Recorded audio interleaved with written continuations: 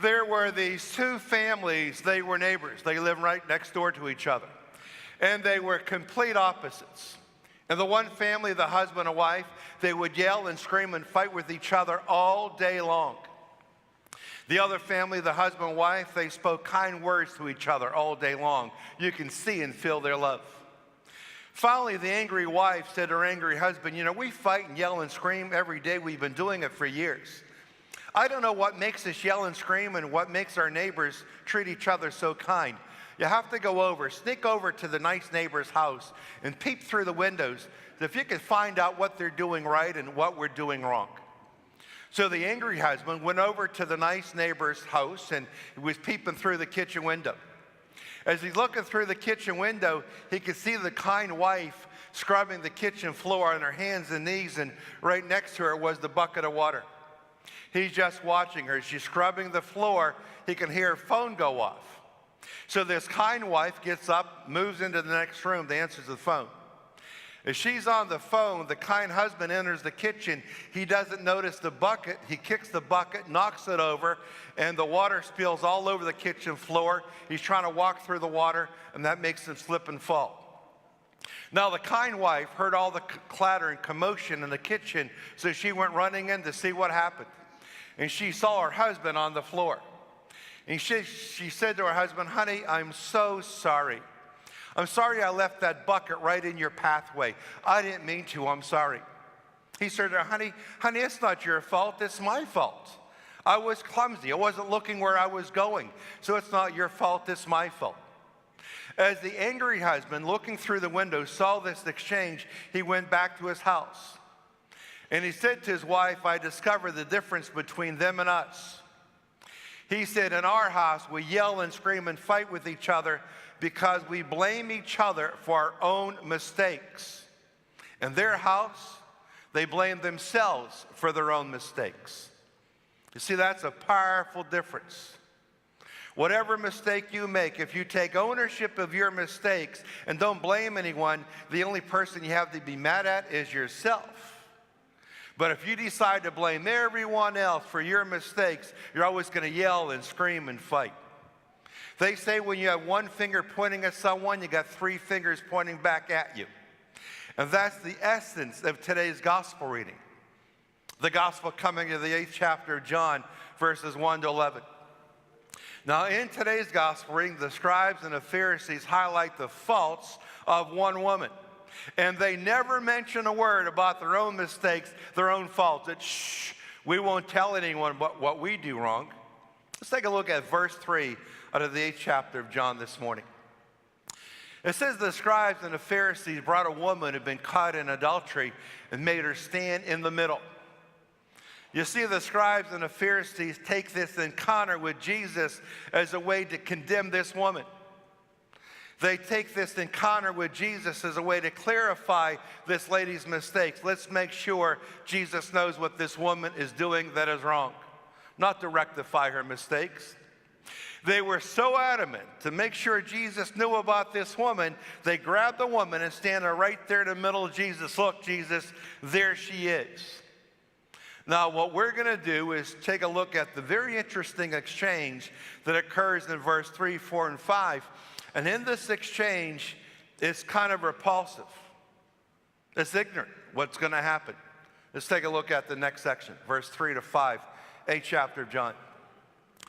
Now they, that's third person plural, so that's the scribes and the Pharisees. The scribes and the Pharisees, they said to Jesus, "Teacher, this woman was caught in a very act of committing adultery. Now in the law, Moses commanded us to stone such women, so what do you say?" Now when you look at that section, definitely line 1, 2, and 3, which is verse 3 and 4, what do you see wrong in that section? Let me ask all of our women here this morning. Women, when you look at that section, line 1, 2, and 3, what is wrong? There's a piece missing in that section. The man. Where is the man? You see, it says she was caught in a very act of committing adultery. They don't say to Jesus, we heard she committed adultery. We think she committed adultery. We're not sure. There she is. She was caught in a very act of committing adultery, a two-person action. Where was the fella? Do you think the scribes and the Pharisees were men or women? They were men. And what do you think they said to the man? Scram. Beat it. We only want to humiliate the woman. Isn't that tragic? You see, injustice has been going on against women, which is repulsive for many, many, many, many years. It's nothing new. And it has occurred all the way back in the scriptures. There it is. They should have, if they wanted to be holier than thou and not commit any more infraction, as they were trying to say, look, she's wrong. If they wanted to make sure they were right, they should have got the man and the woman and said, Jesus, we caught these two. But they don't. And what they do to Jesus is a very interesting thing. They remind Jesus of the Old Testament law of Moses. Moses would command us to stone such women. Jesus, we know you're smart, but we just want to remind you of that. Because we have the stones in our hand. And Jesus, give us the word and we're going to use them. Now look at the very interesting response that Jesus gives. Let's take a look at verse 10. This is powerful. When they continued asking him, I'm going to stop right there. When the scribes and the Pharisees kept asking Jesus, what do you want us to do? They kept pounding on Jesus. Give us the word. Allow us to throw the stone or anything else you come up with. We will make this woman pay the price. But look at the retort of Jesus Christ. This is powerful. It's been quoted for many, many years. Now that's Jesus, straightened up and said to them, let the one among you who is without sin be the first to throw a stone at her. What a powerful thing to say. What an insightful thing to say. Jesus is saying, if you're holier than thou, if you have never made one mistake in your life, pick up the stone and throw it at her. Now the scripture continues, the part that I don't have here this morning, but it says they left one by one, beginning with the elders. Why is that? Because the elders lived longer. They had more wisdom. Anyone who lives to be 80 has made more mistakes than someone who's only 10. The longer you live, the more you have the opportunity to do something wrong. Then you realize your own misgiving. Then you say to yourself, I am nowhere near perfect. So everyone left. You see, that's a powerful little phrase. Jesus does not rebuke the scribes and the Pharisees, because to do that, he would commit the same infraction he was speaking against. You see, Jesus is saying to the scribes and the Pharisees, fellas, do me a favor. And he's going to be saying the same thing to all of us this morning. He's been saying this for anyone who's ever taken the time to read the Gospel of John, especially the 8th chapter of John, especially verse 10. Of the 8th chapter of John. Jesus is saying this, look, do me a favor, world. Don't focus on what someone else does that is wrong. Only be concerned what you're doing that should be right.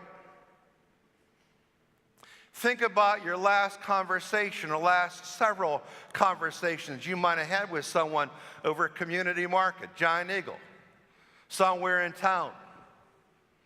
Was it a conversation that was condemnatory? And your last several conversations, did you say to the person you're conversing with, hey, did you hear what he did? Did you hear what she did? Did you hear what he did? You might say to yourself, well, if we don't talk about someone, there's not much of a conversation left. Well, the truth of the matter is, if that's all you do is talk about someone, that really isn't much of a conversation. Jesus is saying, look, here's my challenge. If you're holier than thou and you've never done something wrong in your life and you are perfect at 40, 50, or whatever the age might be, yeah, pick up the stone, throw it at her. If you've never done anything wrong in your life, condemn your neighbors. But if you have, then you don't have a right to say one thing about anyone. That's a powerful challenge. I want to leave you with this little jingle. It's kind of powerful if you just listen to it. Let's take a look. Wow. I never thought that those I judged were also judging me. How dare they? I dreamed of death the other night, and heaven's gate swung wide. An angel came with halo bright to usher me inside. And there, to my astonishment, stood folks I had judged and labeled quite unfit, of little worth, as spiritually disabled. Indignant words rose to my lips, but never at worst set free. For every face shone stunned surprise, for not one expected me. Whoa. I didn't think they'd get to heaven. They didn't think I'd get to heaven. Why?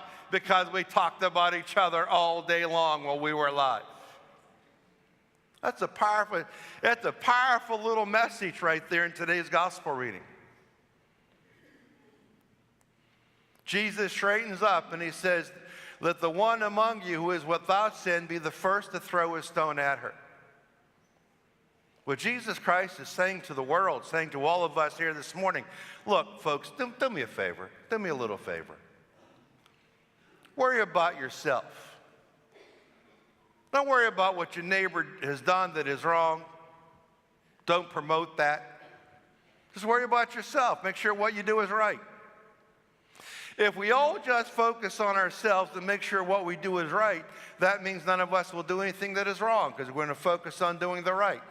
We'll have nothing to talk about when it comes to someone else because my neighbor's doing the right thing. I am too. We all are. No stones will ever have to be thrown because none of us will be doing anything wrong. That's the message of this morning's gospel. Jesus is saying all of us this morning, this is very potent. Don't worry about what your neighbors have done or are doing that is wrong. Make sure what you do is right.